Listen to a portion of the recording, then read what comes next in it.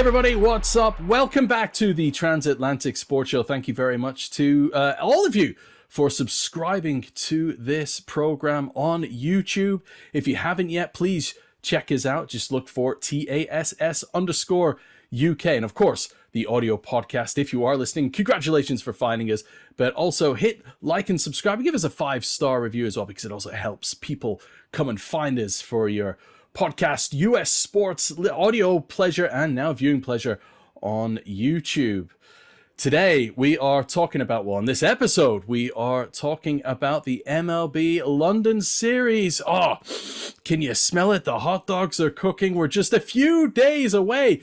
Can you believe it? It just seems like yesterday when the season had started and we were looking forward to an MLB London series coming this year. Well, it's coming very soon. Before you know it, I almost said this week, but by the time you're listening, it could be this week or in just over a week's time. We are days away from the St. Louis Cardinals hosting their arch rivals, the Route 66 rivals, the Chicago Cubs. I know in past episodes in recent weeks, we've heard from the Chicago Cubs. And we got to flip it. We're going to hear from the home team, as I said, the St. Louis Cardinals, who were a playoff team last year. Things not looking too good for them so far this season. They're rooted at the bottom of the NL Central, but things could change. They're only 8 games behind the Pittsburgh Pirates. He says only 8 games, but could they flip it? Could they flip their season on the head? Could this London trip be the boost that the Cardinals need? Who are the guys that we need to look out for? Well, fear not. I have invited a very special guest onto the show. He is a reporter for the St. Louis Cardinals. He is Jeff Jones. Jeff, welcome to the Transatlantic Sports Show. Absolute pleasure to have you with us. Thank you. I'm glad to hear they're also going to be exporting the hot dog smell to the stadium there as well.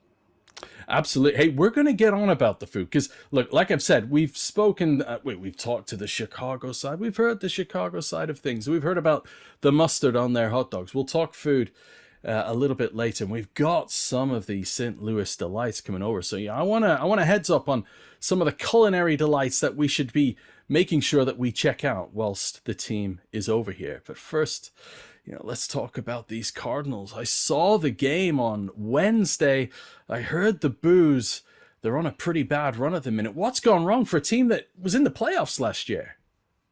It's been, I think, just about the worst outcome they could have imagined realistically with the personnel they had coming into the season. I think when you went through the winter and you looked at the way that the roster was constructed, you would trust with the offense, with sort of the tent poles they have there, that they would get on okay. And then you would be looking at whether or not the pitching staff could stand up. And I think that there were a lot of questions about whether they had enough starting pitching-wise to kind of get through the length of an MLB season. And I think they discovered pretty early that their depth there was maybe not as good as they thought. So for as confident as they were that they could trust the options they had internally, it's turned out not to work out maybe as well as they would have hoped. And now they find themselves kind of scrambling to catch up. And with a pitching staff that didn't hold in the early going, and now the offense is trying to sort of make up for it. And you have this weird amalgamation where it seems like every day something different goes wrong for them.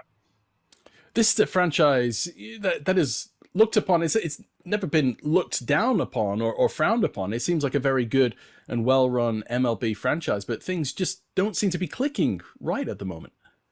Yeah, so John Mozeliak, who is the head of baseball operations, runs kind of the whole competitive side of the operation, was promoted to that job after the 2007 season, and they have not had a losing season since. So, the last 15 years, they have not had a single losing season. And so now to be in a place where in the middle of June, they're 15 games below 500. They're in last place in the National League Central, and they have the 3rd worst record in all of baseball. Is new territory for them in a way that is obviously really uncomfortable and really unfortunate from their perspective. One of those teams that are one of the 3 worst teams in Major League Baseball at the moment are on a fantastic winning run, the Oakland A's, at this time of recording. So it's, but the other team that's down there is another Missouri State team, isn't it? The Kansas City Royals, which, if for those of you who are baseball fans in Missouri, it's a pretty rough sledding at the moment. Yeah, and those two teams faced off here just about 2.5 weeks ago and split a brief 2-game series. So they at least no one got to get away happy from that one. That works out well.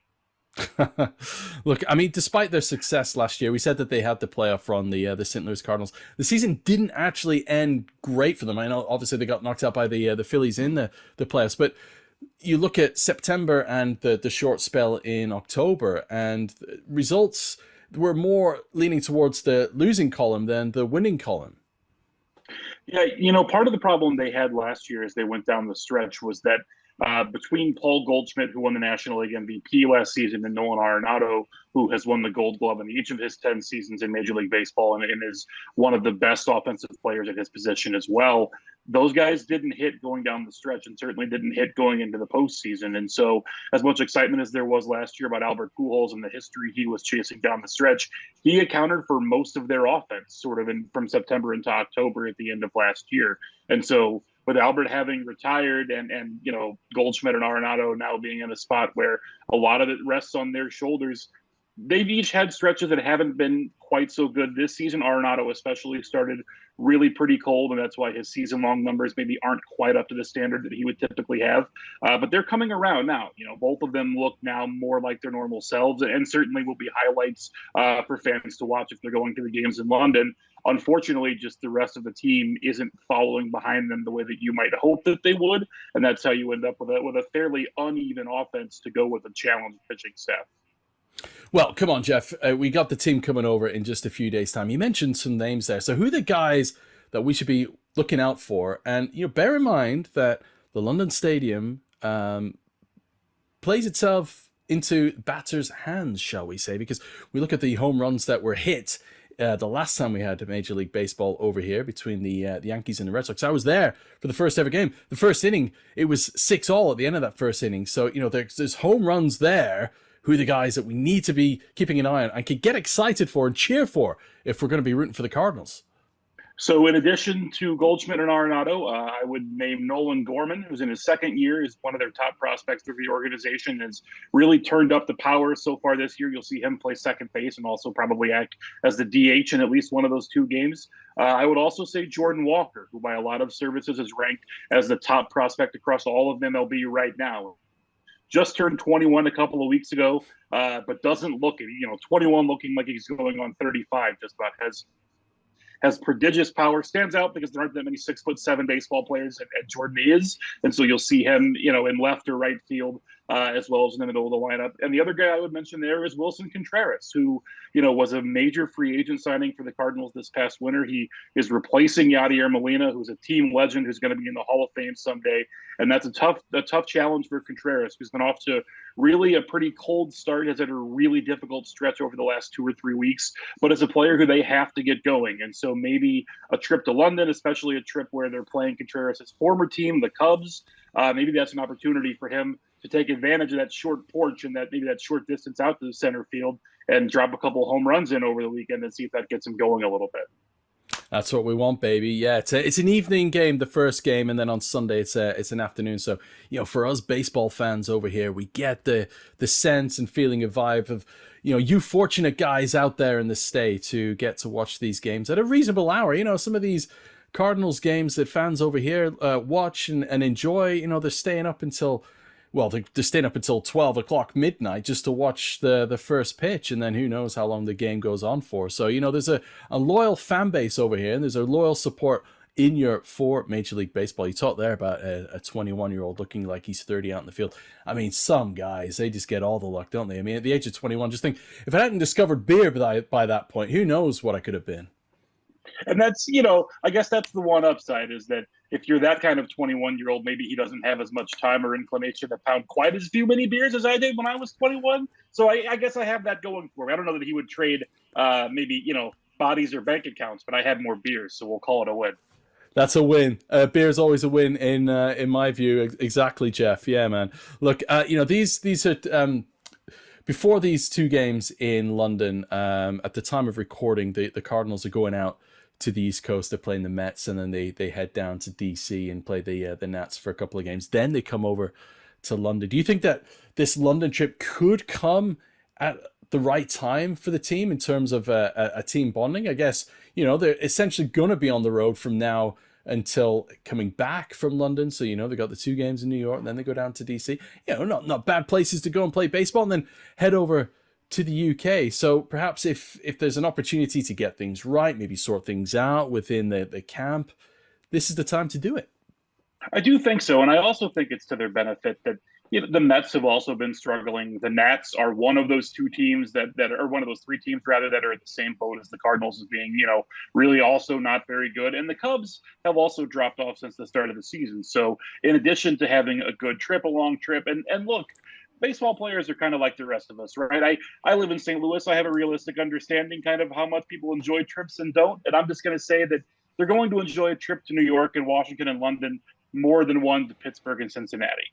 So perhaps that, perhaps that helps. Maybe that gets them going a little bit and gets them pointed in the right direction. So between that and some opponents that maybe they feel like they can take a couple of games from, it might be the right thing to get them pointed back in the right direction, which they certainly need to, because the time for them to do that is running awfully short. They're coming to London during an Ashes summer. I don't know if you know what the Ashes is, but it all starts this weekend. Oh, my goodness. Right. Let me educate you in bat and ball. But this is willow on leather. This is cricket. So it's a more fierce rivalry than the Cubs and the Cards. We're going to talk about this rivalry between the Cubs and the Cards in just a moment. Let me tell you about this Ashes rivalry. It goes way back. England, Australia. They play for an urn. For those of you watching on YouTube, the trophy's about that big. Yeah, I'm being honest. The urn is about that big, and in it is the ashes. They burnt some wickets way back when, and the ashes are in there, and that's what they play for. But this rivalry, it is a test series, a 5-test series. The first series starts this weekend at time of recording, so it's the week before the MLB London series. That first test series, it's across 5 days. All right, so this isn't one and done in a day. This is multiple innings. You got to get you guys out, and they have 2 innings. Sorry, multiple innings, but they have multiple batsmen. But they have 2 innings per team during a test match. It goes across 5 days. They could play 5 days and essentially draw. That's how cricket goes, my man. But then the following test, which is just after the MLB London series, is in London, in St John's Wood, just down the road from Abbey Road, where the Beatles and the famous recording studio I've heard of, where they record it. Yeah, you want to get yourself down there. You'll be able to see Lord's, the home of cricket. But then we have the MLB London series. So yeah, I mean, it is bat and ball fever in the UK now. And if England win the first test and they're heading to London and to Lord's at time or just a few days after the MLB London series, the place is gonna be buzzing. Well, good. I could definitely use the excitement. If nothing else, a good environment and a good vibe around the stadium should definitely help the games feel a little more exciting, and maybe you get them spurred on to a little more success here as the summer gets going. So I've told you about the England-Australia rivalry there. It goes way back. But tell us about this Chicago-St. Louis rivalry, this Route 66 rivalry between the Cubs and the Cardinals. What's it all about?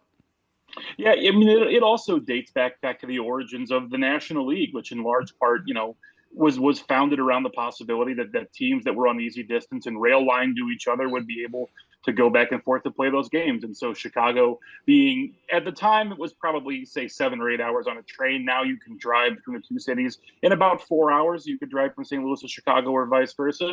So when you have that sort of closeness, the rivalry builds, and they've been in the same division for as long as the two have been in the league. And so there have been a lot of really important, placement type of games for more than a century now between these 2 teams. And so to have them in London playing against each other, really, it is not terribly dissimilar. In fact, folks around here might argue that it's even more intense than the Red Sox and Yankees rivalry that folks in London got to see up close in 2019. And, the Cardinals and the Cubs right now are both having a season where neither of them are all that thrilled with the way things are going. But in other years have played so many important games and so many games that were critical to the schedule and really even to the sport. So if you think about, for instance, in 1998, when you had Mark McGwire and Sammy Sosa going back and forth for the home run record, one a Cardinal, one a Cub, and an entire summer of that jousting back and forth.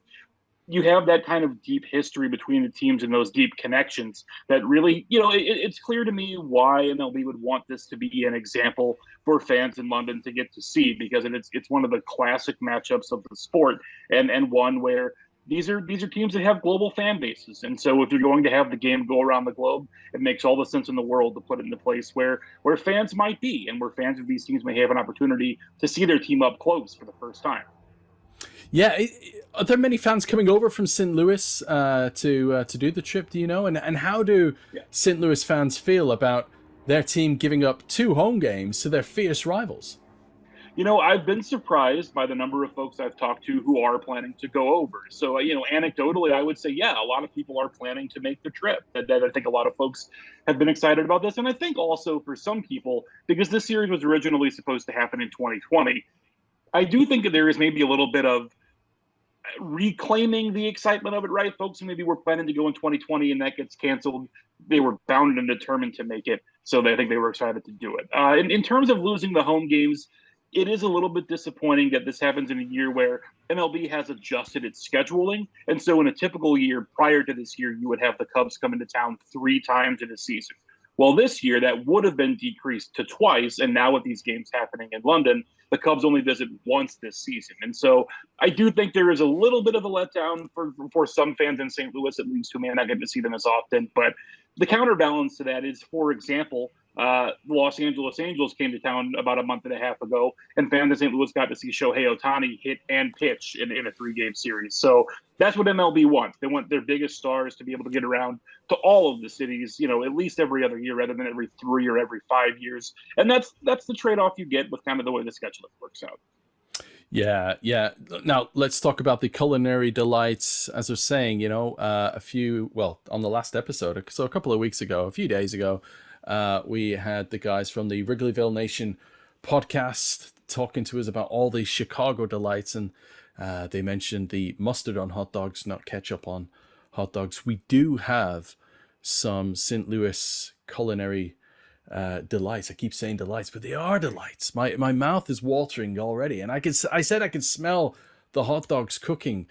But when we're there at the games, and also in Trafalgar Square, I'll have you know, on the Friday, all MLB weekend in London, so Friday the 23rd right through to Sunday the 25th, Trafalgar Square is going to be taken over by MLB. There's going to be the Home Run Derby X taking place there. There's going to be food aplenty, and you'll be pleased to hear, Jeff, beer aplenty as well. There's a special brew that is being made for the London series, I'll have you know. I believe it's a pale ale, so hopefully, you like your beer and your pale ale, and you could try this out. Maybe, I'm there. I'm all for it.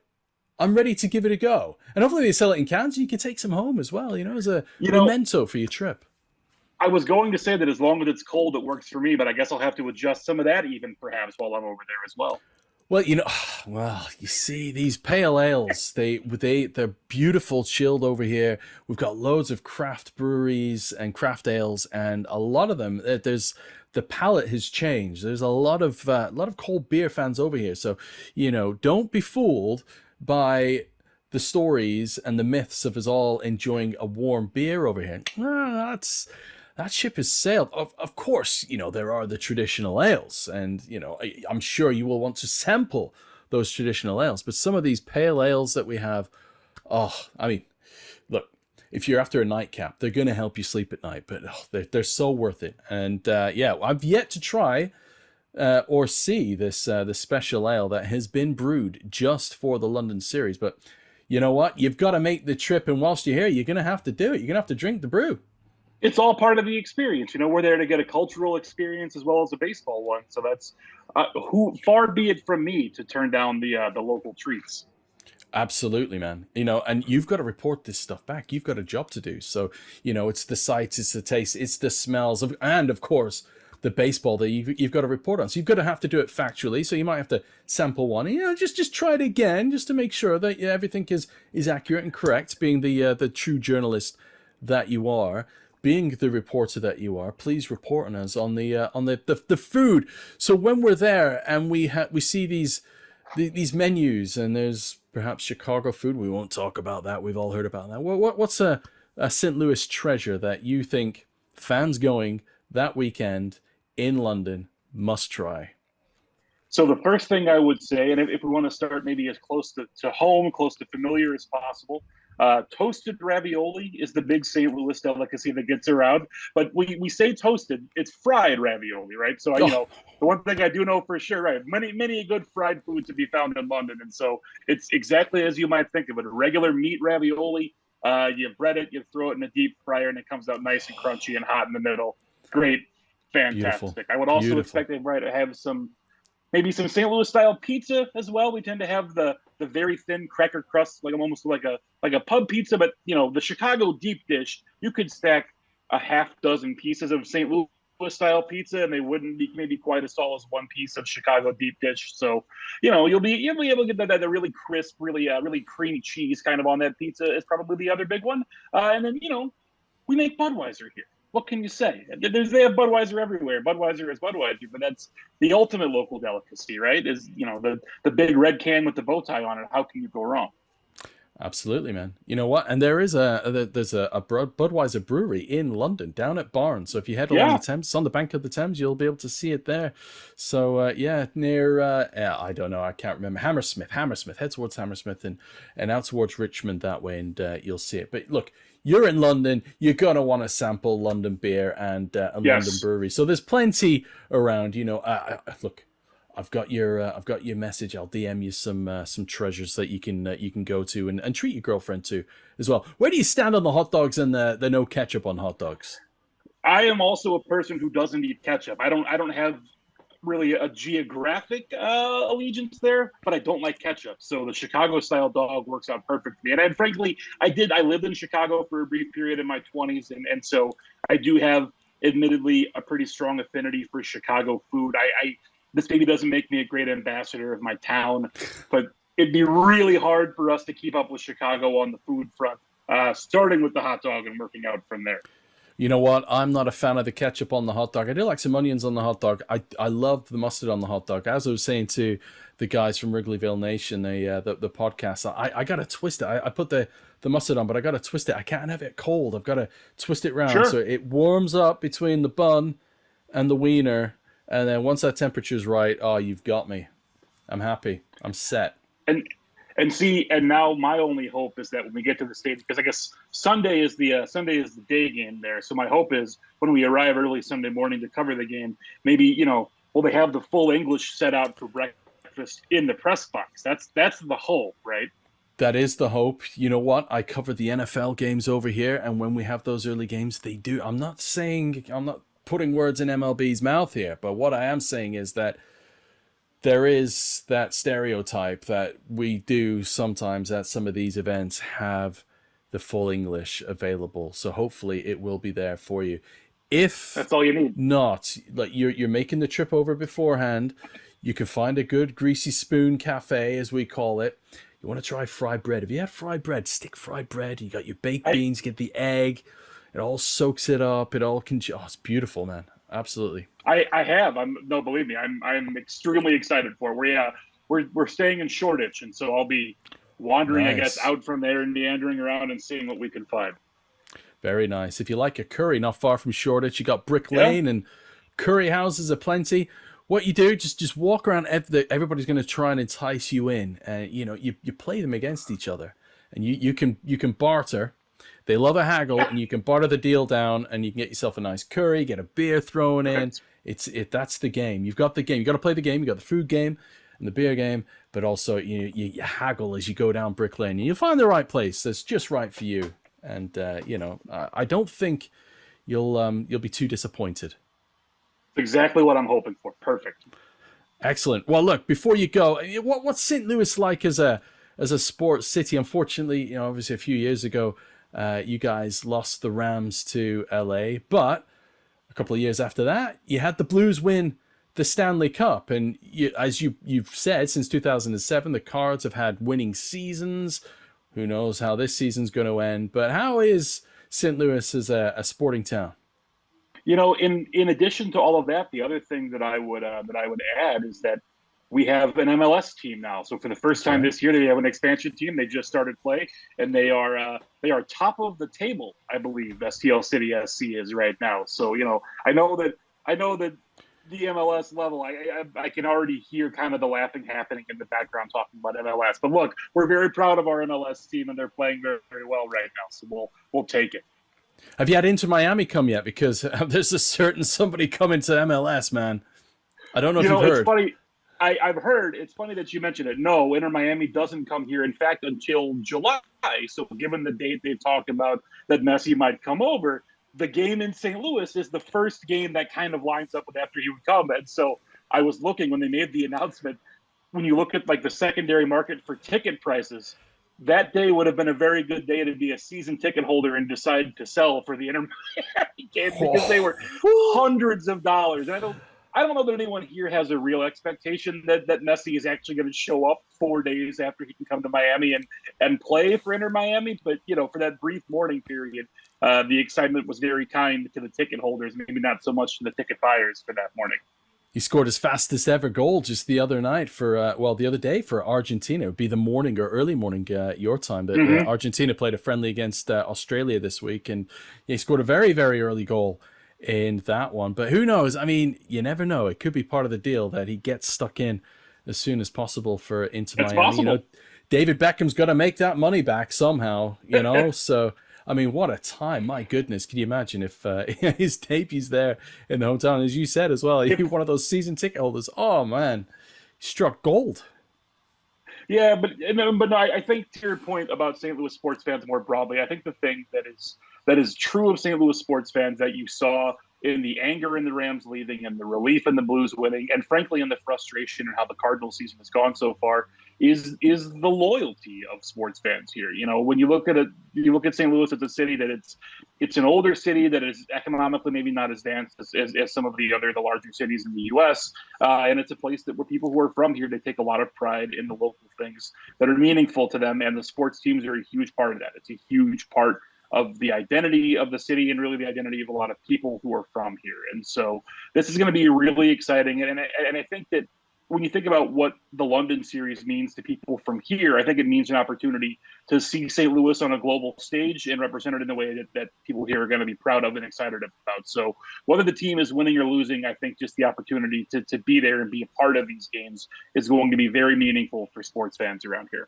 That's what's cool about sport, isn't it? It culturally defines a community and brings people together. And you're right, there is a sense of pride. My soccer team, if they go and travel abroad during preseason friendlies, for example, there's a real sense of pride about it because they're ambassadors for your area. And you've got your loyal fan base who are going to be waking up and watching their team play early in the morning in a historical setting, the London 2012 Olympics and all those records that were broken in that stadium, playing in West Ham Stadium, who just last week had won a major European trophy. And there's your team being the home team within that stadium, which is pretty cool. How were the St. Louis fans in 2022 after the Super Bowl when the Rams had won it? How were they feeling about Kroenke and the team? Was there much joy? There was no joy. There was the opposite of joy, if anything. I think broadly, St. Louis fans ignored the Super Bowl and just pretended like it wasn't happening, certainly. And the Rams' victory was not at all warmly received here. I think you would find a great deal. I guess what I would say is, if you were a person from St. Louis who was neutral about soccer generally, and you wanted to pick an EPL team, you'd fit right in with Arsenal and the way they feel about Stan Kroenke. You'd be right in with that crew. That you find a lot to have in common. Yeah, so there's no Denver Nuggets fans in St. Louis. Not very many. In fact, you might. So Stan's son Josh is the president of the Denver Nuggets, and he went to the University of Missouri. A lot of the family has, and he played basketball there. Whether he played basketball there because he was good at basketball or because his family gave a lot of money to the university, who can say? But the university sent out a tweet congratulating Josh Kroenke, Mizzou alum, on his NBA championship the other night, and it was not well received. I think there was some broad anger and some broad mocking, even from a team in a league where there is not a St. Louis team. The very suggestion that a Kroenke might be supported by the local university did not go over well. Whew. Right. Well, I don't think there'll be any Cardinals fans making the trip to North London just to check out the Emirates Stadium. Maybe they will. Maybe No, they'll leave a message there. But yeah, yeah, I was going to say that's to there be might seen. if you see some surprising vandalism, there's a shot that that's where it came from. Fantastic. Well, look, Jeff, if people want to check you out on social media, obviously you're a great guy and you cover the Cardinals really well. And people, who knows, we may be introducing new St. Louis Cardinals fans thanks to this podcast and thanks to your fine self. So how can they check you out? They can find me on Twitter at JMJones, exactly spelled as you might think it might be, or you can read my work at the Belleville News Democrat. That's bnb.com, and I'll have stories from London, stories in the run-up to London to kind of get you set for what this team looks like right now and, the mess that they are or aren't, and hopefully kind of getting them rebounding in the right direction. So lots there for you to read, lots there for, I think, hopefully for folks to enjoy. And, wrap yourselves up in this whole week. It's a lot of exciting stuff, and it's the kind of thing that it comes around so rarely that it's such an excellent opportunity to steer all the way into it. And win or lose, just make the most out of every possibility to go there. So we're all, I know, really excited and raring to get going and come over. Well, we can't wait to have you over as well. So hopefully, I'll be sharing a full English breakfast with you in the press box and maybe share a beer at some point in the great city of London. No box there either. Hey, we used to have it in the States. It's been gone for a couple of decades now, as I understand it. I had fingers crossed maybe they might show up there. Excellent. Well, thank you very much. And that was Jeff Jones. Make sure you check him out on social media. And make sure you follow us as well on social media. We are at TASS_UK. I'm at AR Wootton, WOOTTON on Twitter. And also, please follow us, subscribe on our YouTube channel, The Transatlantic Sports Show, and with your podcast provider. You're going to want to follow us on, you're going to want to subscribe to YouTube and our YouTube channel because there's going to be plenty of YouTube shorts coming from the London series. Right across next week, there's going to be media events taking place. So all the build up to the London series games and then the games themselves. And on Instagram, we'll have plenty reels going to showcase the best of Major League Baseball right here in the UK because we're so excited that MLB is back in London. Also coming up in London in the next few weeks are NFL players. They have hit their off-season officially now that mini camps have finished. And before training camp begins, we're going to get a few players heading over. There's quite a handful, I think, of Jacksonville Jaguars coming over, including Josh Allen, the Jags player, and Tony Baselli, who is a Hall of Famer, plus other star names from the NFL, including Clyde Edwards-Helaire and Gabe Davis from the Buffalo Bills. Of course, the Bills will be facing the Jags later this year at the Tottenham Hotspur Stadium. We'll be there like we were at the Super Bowl, like we're at the Munich game and the London game. So all the more reason for you to hit like and subscribe to the Transatlantic Sports Show. We love sharing all this content with you, and there's plenty more to come. And by the way, a little pull back of the curtain here. There's a very, very special event happening at the Tottenham Hotspur Stadium on June the 28th. There's an NFL Media Flag Football event. And some of the coaches that are available are some big names in the NFL. More of that to come. So follow us on YouTube and on Instagram. And you'll be able to see everything that happens. You might even be able to see me score a touchdown. I'm all in, baby. That's right. So thank you very much for listening.